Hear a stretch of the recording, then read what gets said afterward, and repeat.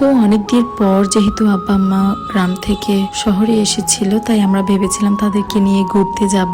তো কোথায় যাব এত রাতে সেটা বুঝতে পারছিলাম না, তাই আমরা ঠিক করেছি আমরা আসলে 300 ফিটের ওইদিকেই যাব। হ্যালো এভরিওয়ান, আসসালামু আলাইকুম। কেমন আছেন সবাই? আশা করি সবাই ভালো আছেন। আলহামদুলিল্লাহ আমরাও ভালো আছি। তো বাসা থেকে বের হয়ে আমরা একটা অটো নিয়েছিলাম। অটো থেকে নামার পরে আবার একটা সিএনজি নিয়েছিলাম। সেই সিএনজি নিয়েই আমরা আসলে 300 ফিট গিয়েছিলাম। তো দুইটা মোটরসাইকেল আর একটা সিএনজি নিয়ে আমরা 300 ফিটে ঘুরতে গিয়েছিলাম। 300 ফিটের রাস্তাটা কিন্তু আসলে অনেক সুন্দর, যেমন চওড়া, লম্বা, আর দুই পাশের যে খোলা জায়গাগুলো সেগুলো দেখলেই কিন্তু মনটা ফ্রেশ হয়ে যায়। তো সেখানে বেশ কিছু রাইড ছিল, তার মধ্যে ছিল সাম্পার নৌকা। তার সাথে নতুন একটা রাইড এখানে যোগ হয়েছে, সেটাতেও আমরা ট্রাই করেছিলাম। তবে এটাতে ওঠার পরে মাথা অনেক ঘুরছিল। তার সাথে নিভান ছোট ছোট রাইড গুলো এনজয় করেছে। তো আমাদের আজকের জন্য আসলে আমাদের দিনটি সত্যি অনেক স্পেশাল ছিল, কারণ আব্বা আম্মাকে নিয়ে আমরা ঘুরতে এসেছিলাম আর আব্বা আম্মা বেশ মজা করেছে। এটা দেখে কিন্তু ভালো লাগছিল। আর আব্বা আম্মা যেহেতু গ্রামেই থাকে, গ্রামের কাজকর্ম নিয়ে ব্যস্ত থাকে, তো ফ্রি যে সময়টা তারা ঘুরতে এসেছিল, আমরা চেয়েছিলাম যে এই সময়টাতে শুধু তারা ভালো সময় কাটাক আর একটু রিল্যাক্স করুক, কিছু সুন্দর স্মৃতি নিয়ে ফিরুক।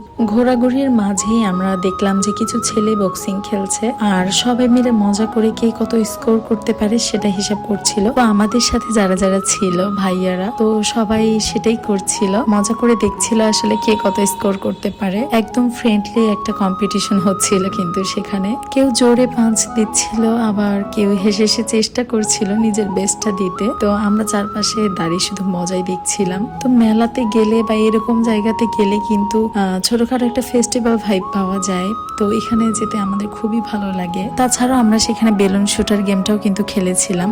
তো এই ছোট ছোট মুহূর্তগুলোই আসলে ভ্রমণকে আরো মজাদার এবং স্মৃতিময় করে তোলে। তো আমরা সব রাইড এনজয় করার পরে আমরা চলে এসেছিলাম খাওয়ার জন্য। তো এখানে আমরা একটা রেস্টুরেন্টে বসেছিলাম, তার পাশে একটা নদী ছিল, সেই নদী দিয়ে কিছু নৌকার মতো যাচ্ছিল বালি নিয়ে। তো সেগুলাই আমি একটু ক্যাপচার করার চেষ্টা করেছি। তারপরে এই তো আমরা হাঁস নিয়েছিলাম আর আব্বার জন্য একটা গরু নিয়েছিলাম, সেটা নিয়ে আমরা সবাই খাওয়া দাওয়া করে ফেলেছি। খাওয়া দাওয়া করার পরে অনেক রাত হয়ে গিয়েছিল, তাই তাড়াতাড়ি একটা সিএনজি নিয়ে আমরা বাড়ির পথে রওনা দিয়ে দিয়েছি। আর তার সাথে এই তো নিভানের বাবা আর ভাইয়া সবাই বাইকে করে আসছিল। তো নিভান ওদেরকে দেখে বারবার বাই বাই বলছিল, সেটা আমি ক্যাপচার করেছি। এরকম নতুন নতুন ভিডিও যদি আপনারা আরো দেখতে চান, তাহলে আমার পেজটা ফলো দিয়ে আমার সাথে থাকতে পারেন। তো আজকের মতো এখানে শেষ করছি। সবাই ভালো থাকবেন, সুস্থ থাকবেন। আল্লাহ হাফেজ, আসসালামু আলাইকুম।